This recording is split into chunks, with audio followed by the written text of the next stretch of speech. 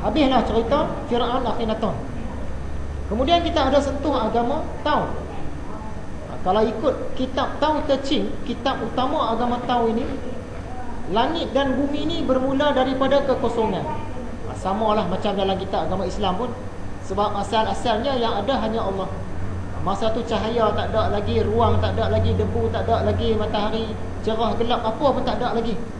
Jadi semuanya bermula daripada kekosongan lah, yang ada hanya Allah.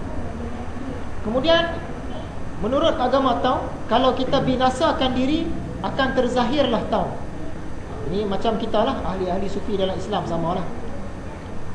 Menurut agama Tao lagi, apa yang berlaku dalam alam ini adalah secara spontan, bukannya pekerjaan Tao. Yang ni tak sama dengan kita. Kalau ikut agama Islam, apa sahaja yang berlaku, baik buruk ataupun baik, semuanya pekerjaan Tuhan. Tak terlepas satu pun daripada pekerjaan Tuhan. Jadi ada beza. Dan Lauzi, penulis kitab Tao Te Ching, agama Tao ni, dia mengaku dalam kitab dia, dia tak tahu Tao ni apa benda. Nak kata Tuhan pun dia tak kata Tuhan, dia tak tahu. Tapi dia percaya memang ada. Bahagian ni tak sama lah. Kalau bagi kita agama Islam, sebelum ada langit dan bumi lagi pun, dia Allah. Allah lah, kita percaya Allah lah. Tak ada lah kita kata tak tahulah dia Allah ke bukan, dia tak boleh. Kena cakap Allah lah tu. Yang kelima, menurut Lauzi lagi, Tao ni dia tak berkurang dan tak bertambah. Dulu pun macam tu keadaan dia, sekarang pun macam tu keadaan dia, masa akan datang pun macam tu juga keadaan dia. Oleh sebab itu Tao ni sempurna. Dia maha suci, maha sempurna. Samalah macam Islam. Jadi konsep ketuhanan agama Tao ni ada yang sama dan ada yang berbeza dengan Islam. Kemudian kita ada tengok agama Hindu. Dalam agama Hindu, Tuhan yang sebenar ialah Brahman. Di Indonesia disebut Sang Hyang Tunggal ataupun Sang Hyang Widi. Brahman ni esa, maksud dia satu, tak ada yang sama macam dia. Dari sudut ini samalah dengan Allah. Kemudian ada 3 dewa utama, iaitu Brahma, Vishnu, Siva.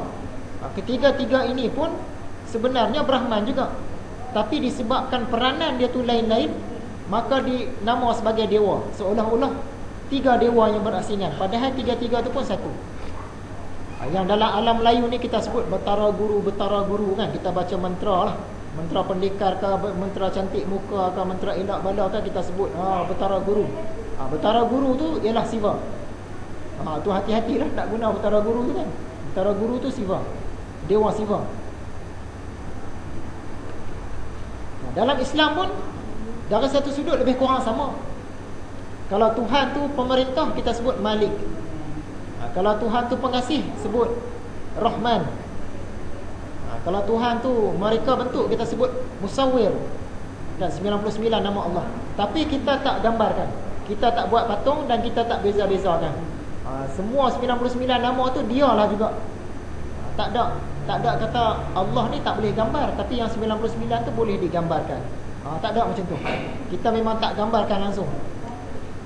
Brahman tadi dia cipta segala sesuatu, dia sempurna, kesedaran tertinggi, mendengar segala sesuatu, melihat segala sesuatu, suci tidak ternoda, maha suci lah, tidak terbatas, berada di mana-mana. Yang berada di mana-mana ni yang tak sama dengan kita.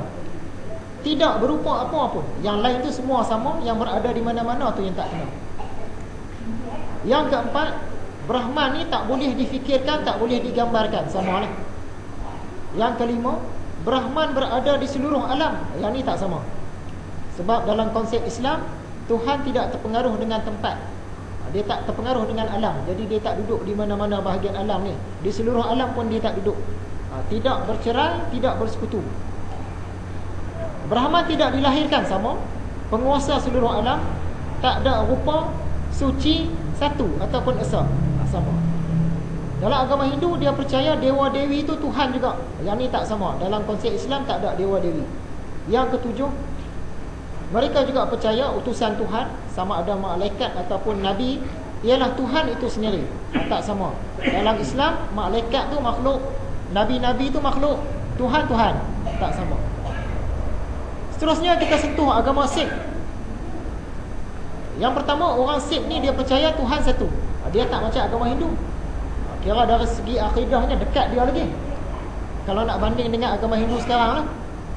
Dan dia juga tak ada sembah patung-patung, tak ada.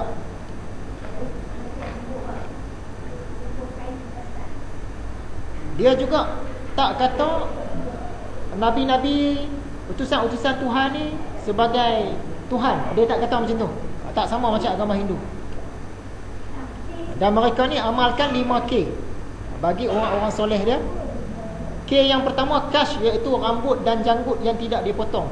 Kata setengah orang, apa saja bulu di badan semua tak potong. Kata setengah orang, itu tak tahulah. Bagi dia kalau panjang janggut, panjang rambut tu soleh lah. K yang kedua kangga, iaitu dia pakai sikat. Sikat ni dia bubuh di rambut dia dalam serban ni, sikat kayu tu. Yang ketiga kada, dia pakai gelang di tangan untuk menunjukkan dia sembah Tuhan yang tak ada awal, tak ada akhir. K yang keempat keripan, dia pakai pisau belati untuk keselamatan diri. Yang kelima kaca, iaitu pakai seluar pendek ataupun kain pendek supaya senang pergerakan. Lima ciri ini ada pada orang-orang yang soleh dalam agama Sikh. Seterusnya kita sentuh sifat kalam bagi Allah. Kita percaya Allah berkata-kata, tapi taklah sama macam kita berkata-kata.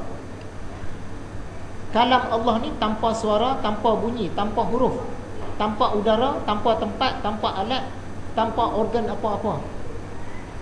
Beza dengan kita kena ada suara, kena ada organ, kena ada lidah, gigi apa semua kan. Benda-benda linguistik nak keluarkan tu, perlukan udara untuk sampaikan suara. Kena ada tempat, ada arah. Allah dia tak ada benda tu semua. Kemudian masalah kekhadiman Al-Quran.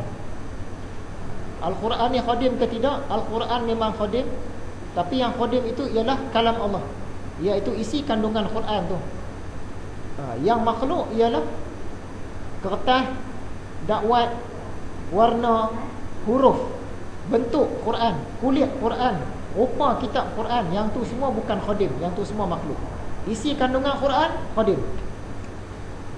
Penentuan kebenaran sesuatu agama, orang sebut agama Yahudi, agama Kristian, agama Zoroaster, agama Nordik, agama Slovakia, macam-macam agama lah. Betul ke tidak agama ni? Jadi antara cara nak menyaring agama yang betul ke tidak, yang pertama paling mudah, agama tu ada tak dia puja patung ataupun sembah patung? Kalau ada dia puja patung, sembah patung, gambar ataupun wakil Tuhan, dia sembah manusia lah, yang tu confirm salah. Selesai, tak payah sembah banyak-banyak dah tentu salah. Yang kedua, ada tak agama itu menyembah Tuhan yang ada sifat-sifat baharu? Dia kata Tuhan ni ada warna kah? Ada rupa kah? Ada tempat duduk di mana-mana kah? Ada posisi kah? Ada bentuk kah? Kalau Tuhan dia ada yang tu, salah lah tu. Yang ketiga, agama tu tak percaya kepada hari akhirat. Agama itu pun salah. Sebab keimanan kepada Allah, dia mesti kait dengan hari akhirat. Sebab itu dalam Quran, bila cerita tentang beriman ni, dia kaitkan Allah dan hari akhirat. Siapa yang gini, hendaklah dia beriman kepada Allah dan hari akhirat. Ada banyak kali macam tu, baik dalam Quran, baik dalam hadis. Maksud dia kepercayaan kepada hari akhirat ni sangat penting. Kalau tak percaya tu kira salah lah tu. Bagi agama Hindu, dia percaya reinkarnasi. Reinkarnasi ni maksud dia hidup berulang-ulang. Kalau sekarang ni dia mati, yang rosak hanya jasad, tapi roh dia masih hidup lagi, dan roh dia akan masuk jasad yang baru. Jasad yang baru itu mengikut perbuatan dia hari ini. Kalau hari ini dia orang yang baik, dia akan dapat jasad yang baik. Dia akan hidup semula. Pada masa depan akan jadi anak raja ke, akan jadi sami ke, akan jadi benda baik-baik lah, makhluk baik-baik. Tapi kalau dalam kehidupan sekarang ni dia jahat, katalah sekarang dia raja, tapi dia zalim, dia jahat. Bila dia mati, badan dia rosak, roh dia akan masuk tubuh yang baru, lahir pula. Dia akan lahirlah sebagai pengemis ke, sebagai haiwan ke. Haiwan pun ada jadi rimau, ada jadi kancil, ada jadi babi hutan, ikutlah sejauh mana kejahatan dia. Yang ni menurut agama Hindu. Jadi mereka ni tak percaya hari akhirat, duk berulang-ulang bila nak habis. Yang nak habis kalau sudah mencapai moksa. Dalam Hindu ada habis dia kalau dah mencapai moksa. Moksa ni apa dia? Dia berjaya bersatu dengan Tuhan. Dia duk buat bakti, buat amal ibadah dia. Dia buat yoga dia semua. Dia berjaya bersatu dengan Tuhan. Yang tu tak lahir dah. Dia mati-mati tu tak lahir dah, dia bersatu dengan Tuhan. Jadi Tuhan balik dah. Tu moksa. Di dalam agama Hindu ni yang tertinggi moksa. Dia tak mau lahir balik dah. Dia nak bersatu dengan Tuhan.